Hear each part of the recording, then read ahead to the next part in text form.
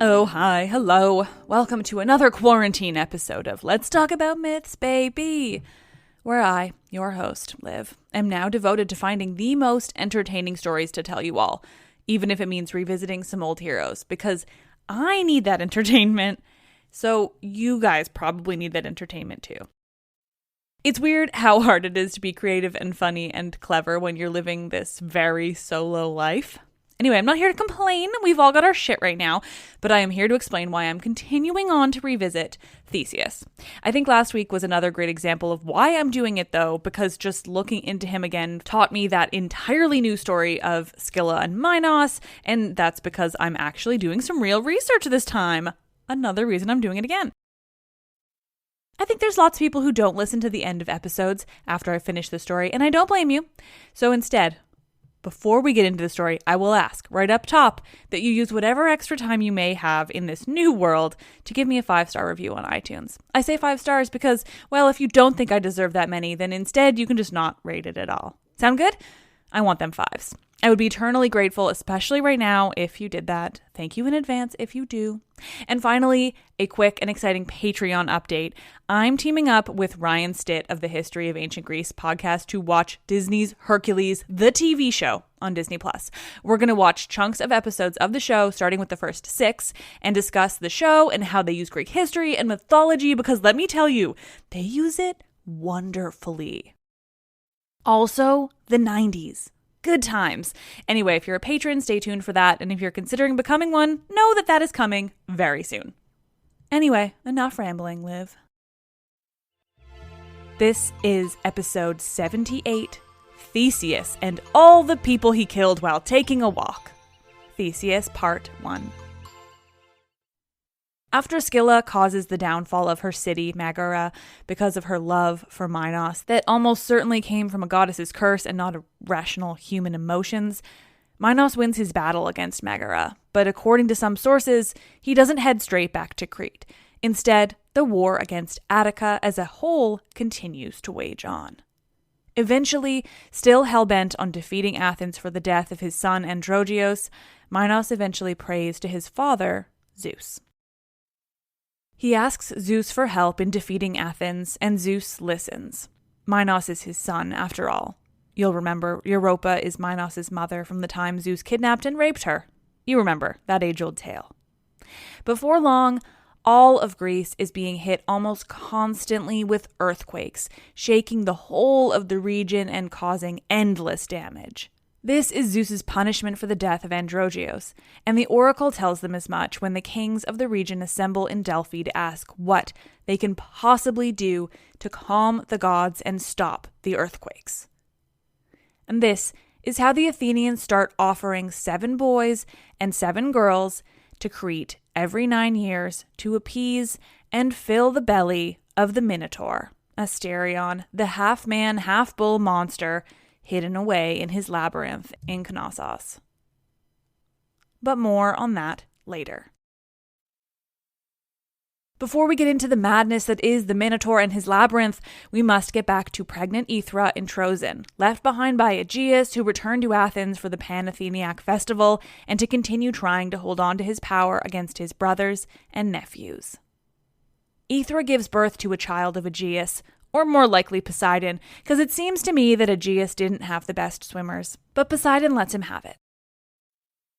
Aethra's child is, you guessed it, a boy. Aegeus gets what he'd hoped for, an heir. Aethra names him Theseus, or maybe he wins that name later in Athens, it's unclear, but we will call him Theseus because what the fuck else would I call him?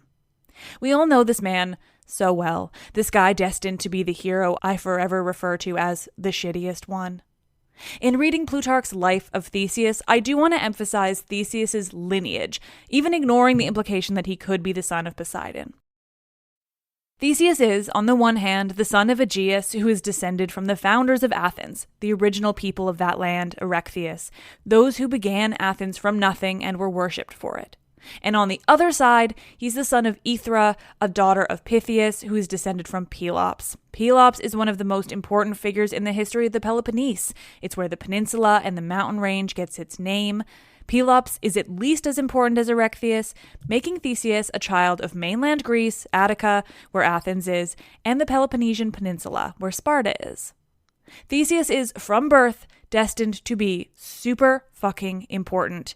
While his story didn't necessarily get passed down to us in the same way, he's in the vein of Heracles in his lasting importance in Greece, but specifically Athens. He is, in a way, their Aeneas. The Athenians placed a similar level of deified importance on Theseus as the Romans did Aeneas. It's too bad he was such an ass. Aethra's father, Pythias, takes to spreading the rumor that the child is, in fact, the son of Poseidon, just as we guessed. As for Pythias, it's far more thrilling to have a grandson that's the child of a god rather than plain old mortal Aegeus.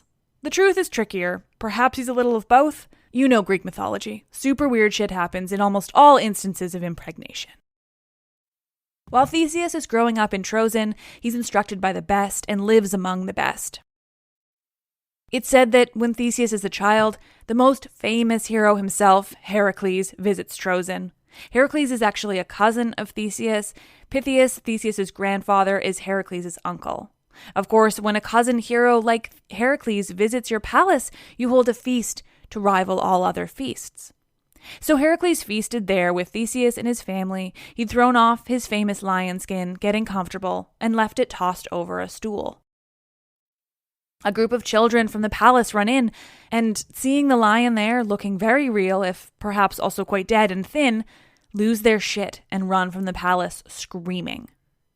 All but one child, of course, Theseus, for this anecdote is about proving his bravery. He runs too, but he runs to get an axe from the woodpile and returns quite ready to attack this lion as a child, defending his palace. Honestly, to me, it sounds like just the beginning of the ego that will become Theseus, but it's meant to express the bravery and heroism that was naturally coursing through this child's veins.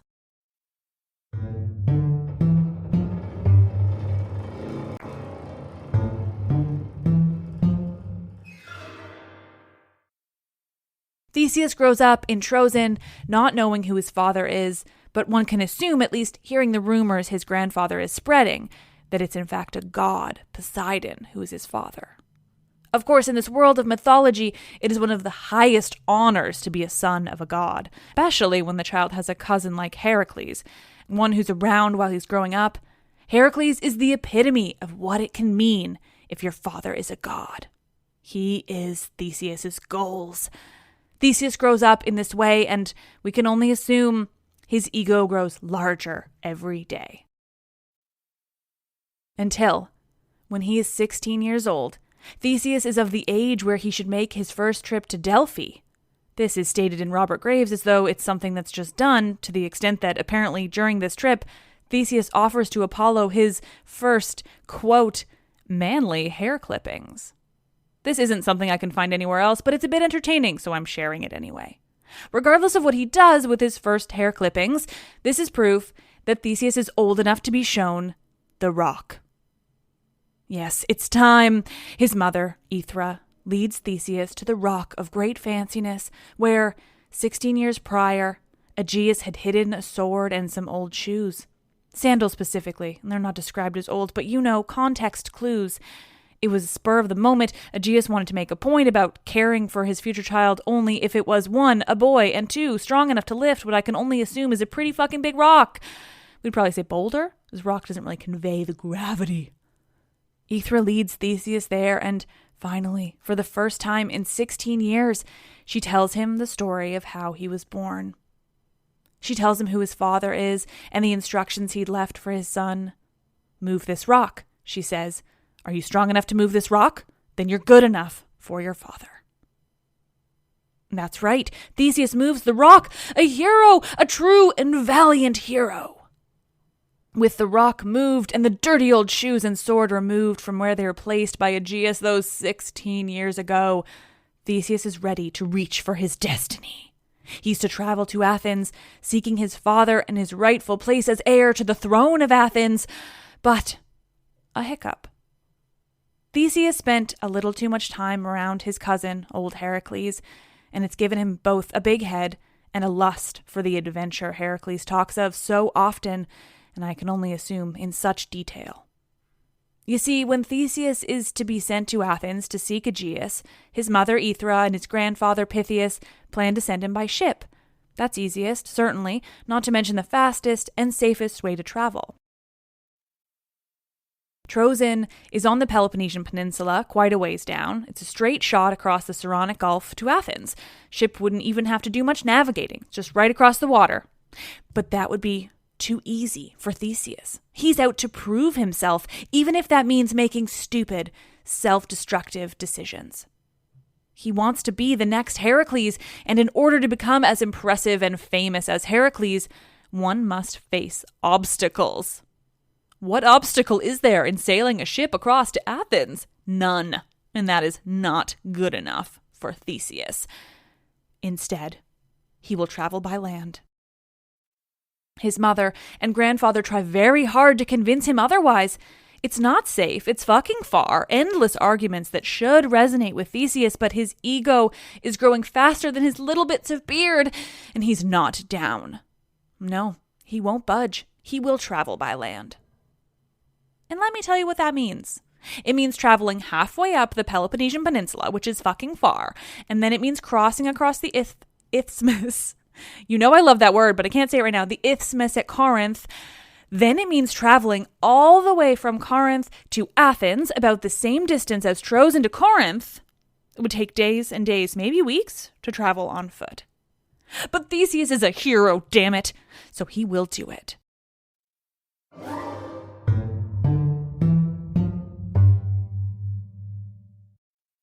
Thus, Theseus begins his journey to Athens. As expected right from jump, he's encountering all sorts of people that are translated sometimes as miscreants, basically people causing trouble in one way or another, and whom Theseus can maim or kill and make himself feel like he's reaching Heraclean levels of heroism.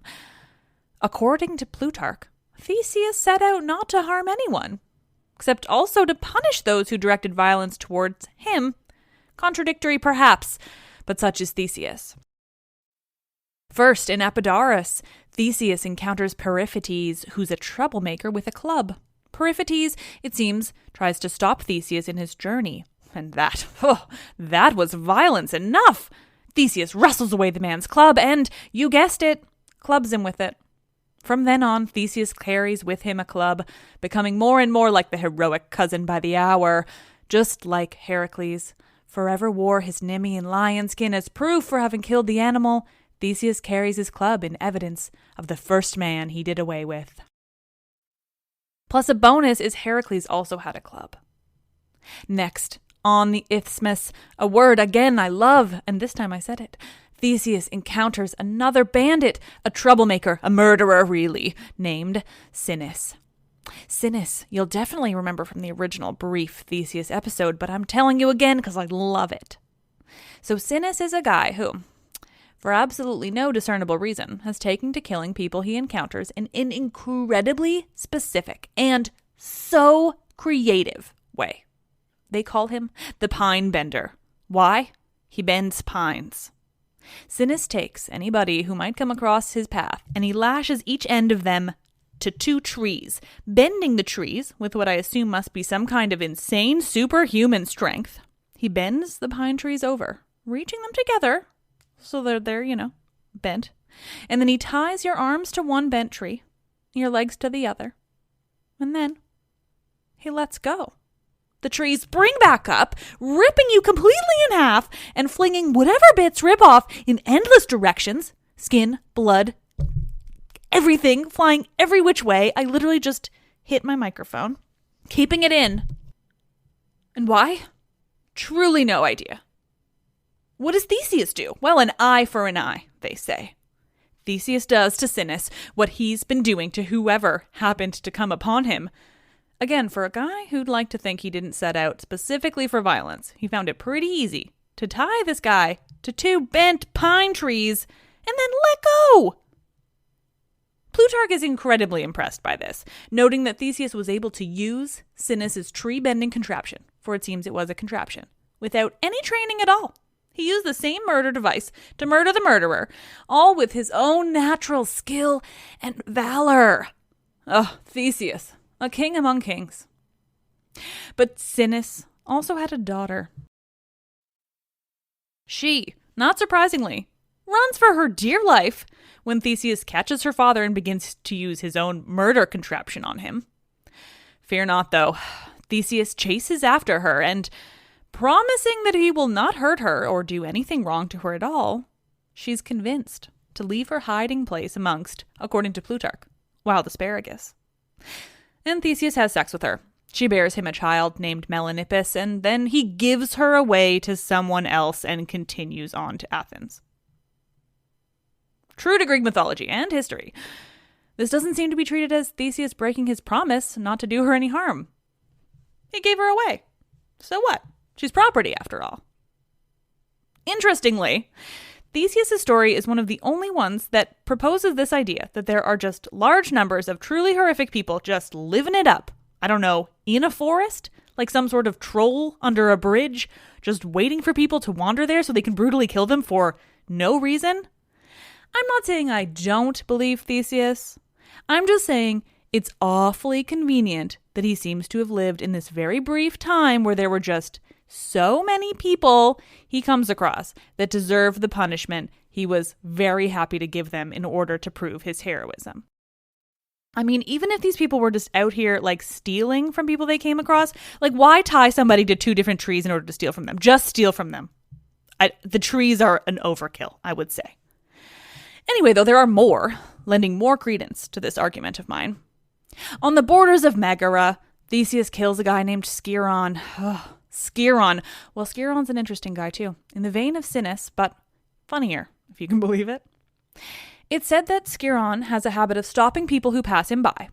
He'd stick out his feet to the strangers he encountered and, well, he'd have the strangers wash his feet. While they're washing his feet, he would kick them off a cliff. What? Another example of a very unrealistic situation that was just conveniently there so that Theseus could feel righteous in killing another person.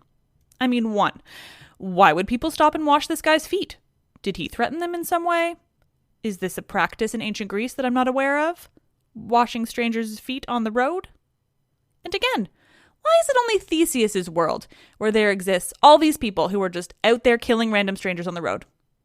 There are no other stories of this, yet Theseus encounters more than one just on his trip from Troezen to Athens. Truly, I love it about as much as I hate Theseus because the stories are absurd. Most heroes are out here killing Nemean lions or Lernaean hydras or Caledonian boars. Not Theseus. He's here killing dudes who use trees to rip people to shreds and kick people off cliffs while they're having their feet washed.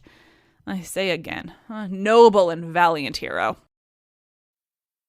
Next up, a guy with the incredible name of Procrustes. If anyone's going to be a weird bandit on the road killing strangers, it's a guy named Procrustes. Procrustes is creative too, much like our preceding weirdos, Sinis and Skiron. Procrustes, you might remember from our first dive into Theseus, had this iron bed. Sounds innocuous, right? No? I guess not when we're talking about psycho weirdos named Procrustes. Anyway, Procrustes has this iron bed, and the people he comes across and wants to kill, again, because these run rampant in the stories of Theseus, he takes them and puts them on this bed, and he makes them fit. Are you short? Is there extra space at the top of the bed when Procrustes lies you down?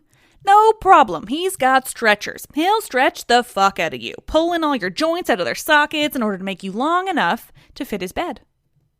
Alternatively, are you too tall? He's got a solution for that too. He'll just cut off whatever's extra. You didn't need your hands and forearms anyway. Ankles? Who needs them? Not the people who come across Procrustes. You'll see this coming, but Theseus gives old Procrustes a taste of his own medicine. As Edith Hamilton notes, quote, "The story does not say which of the two methods was used in his case, but there was not much to choose between them, and in one way or the other, Procrustes' career ended." I just can't stop thinking about the fact that Theseus is the only one who encounters people like this. Like, I'm sure there were bandits, there always were in times like this, like people on the road fucking with shit, stealing your crap, and I'm sure murderers. But the creativity and the volume is what I take issue with. I think Theseus was a sociopathic con man who just killed all these random people in order to make himself seem heroic when he arrived in Athens. Theseus doesn't stop at murdering the murderers, though, either. According to Plutarch, he also has a moment where he thinks to himself, now, if I'm going to be a hero like Heracles, I really shouldn't just be reacting, killing the killers I come across. No, I should be branching out, looking at other forms of heroism. Basically, he's realizing what I already pointed out. Other heroes don't just kill randos they come across. Actually, most of them don't kill many humans at all. Go find a monster, Theseus. So what does he do? He hears of a cow. Yes, a cow. They call her the Crommyonian sow. This is just because of where she comes from, but it sounds more ominous.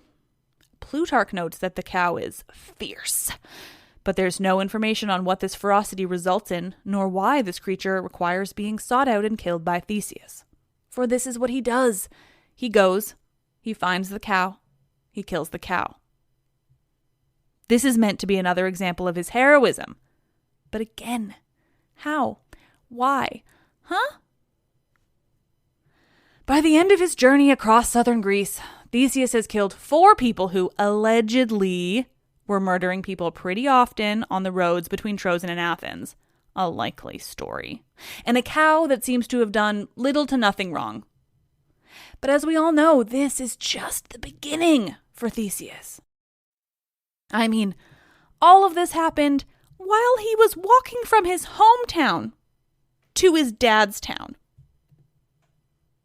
Theseus arrives in Athens, but he doesn't go straight to Aegeus, explaining that he's his son and he's got the dirty old shoes and the sword from under the rock. No, instead, he wants to just bask in his glory for a while. Because, of course, the people of Athens have heard about this new hero who would rid the region of so many miscreants. Now, this is when my theory that Theseus is a lying sociopath does encounter a hiccup. The people of Athens were thrilled he'd done this, so presumably they knew of those troublemakers, Skiron, Procrustes, the whole gang. But then again, they could have just heard about this hero who'd done all these great things. However they learned about Theseus, the people of Athens were thrilled. Who doesn't love a hero, other than the women they inevitably kidnap and or otherwise ruin? The people of Athens are so down to have a hero in town, and one who was headed there specifically, perhaps he'll be their hero? It's only right that when he gets to town, this new and exciting hero is invited to dinner with the king, Aegeus. Aegeus, though, isn't expecting his son. He lost track of time, you see, and it hadn't occurred to him that, chronologically speaking, it's likely he could be on the lookout now for his child. It was a 50-50 chance it was a boy, so it's not unrealistic to believe this hero, rolling up all impressive and very intentionally headed to Athens from afar, could be his son. But that doesn't make for a good story. So Aegeus doesn't suspect a thing. Instead, he fears that this hero may come to town all impressive and convince the people of Athens that maybe they'd rather he be their king instead of boring old Aegeus. And he can't possibly have that. But you might recall, at this point in the story, Aegeus isn't alone living in Athens. He's married since leaving Ithra, pregnant in Trojan. You might remember his wife, Medea?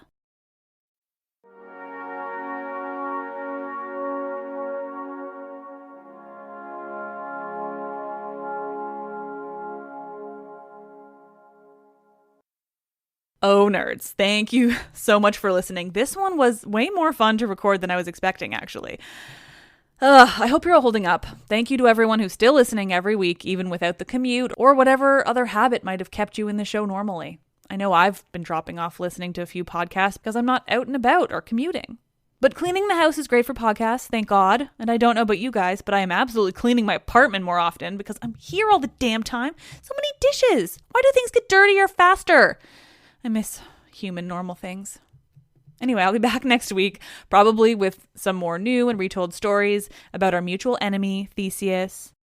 He's going to provide us with endless hate entertainment, and hopefully more comedy than would come naturally with that boring guy, Aeneas. Sorry, we'll get back to him eventually, but probably when I'm sane again. And I'll be here on Thursday reading you the Iliad as usual.